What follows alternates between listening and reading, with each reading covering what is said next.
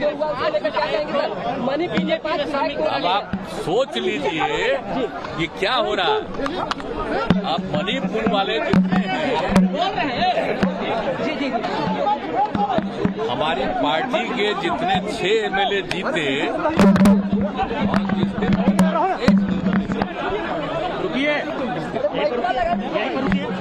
जब चुनाव हुआ और चुनाव के बाद उसके अगले दिन जो रिजल्ट आया सबके सब 6 लोग यहाँ पर आए, सब लोगों से बातचीत की।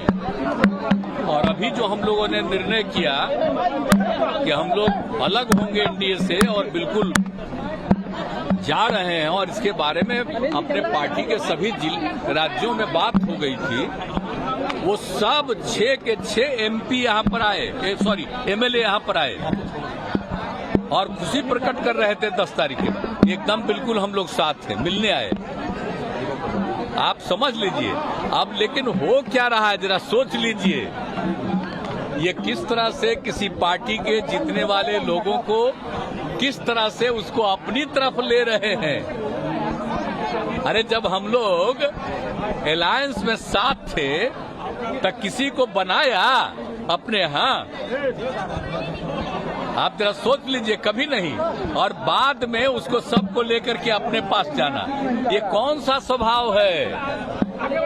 किस प्रकार का काम है? इस तरह का कोई चीज पहले से चलता रहा है? एक नए ढंग का सब तरह का इस तरह का काम किया जा रहा है, तो अब उसमें क्या? अब उस सब तो अभी कुछ ही दिन पहले आया था। अब परसों यहाँ खबर किया है आज के बारे में कि हम लोग आ रहे हैं, और उसको पकड़ करके सबको अपने पास करना, तक जाने दीजिए, जो करता है करता है, उससे क्या फर्क पड़ता है। और एक बात तो बहुत साबित हो रहा है ना कि ये किस तरह का काम लोग कर रहे हैं।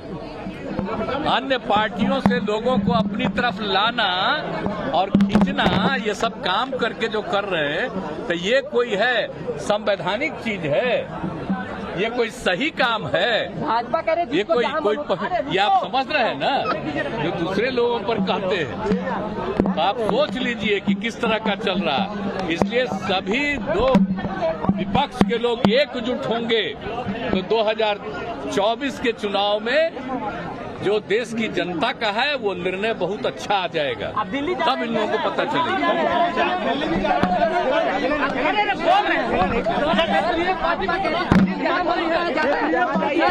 भाजपा कह रही है जिसको जहाँ मन होता है जाता है, क्या दिक्कत है? भाजपा कह रही है जिसको जहाँ इच्छा होती है वहाँ जाता है। कैसे कोई समाप्त कर देगा? किस चीज को खत्म कर देगा? आज जो पार्टी का अन्य राज्यों में लोग जीतते हैं उसको अपने तरफ कब्जा करना, यही सोचते हैं, यही काम है जो राज्य में जो किया।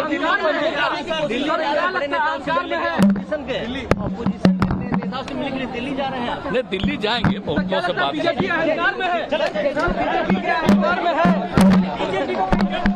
चले चले। तो नीतीश कुमार को आप सुन रहे थे, बीजेपी को घेरा ही, साथ ही साथ जो आगे प्लान है उसको लेकर भी जब सवाल जवाब किया गया, उन्होंने कहा कि आगे यही सब चर्चाएं चल रही हैं।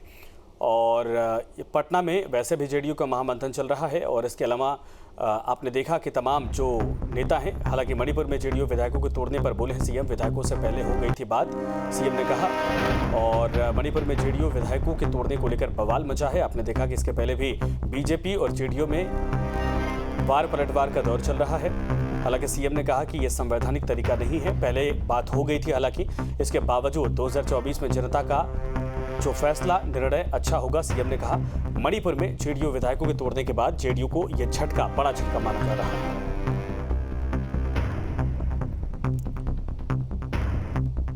तो सीएम का यह बयान, और सीएम ने साफ कहा कि यह संवैधानिक तरीका नहीं है, जो हो रहा है वो अच्छा नहीं है। मणिपुर में 5 ऐसे विधायक थे जिन्होंने जेडीयू का दामन छोड़कर अब भारतीय जनता पार्टी ज्वाइन कर ली है।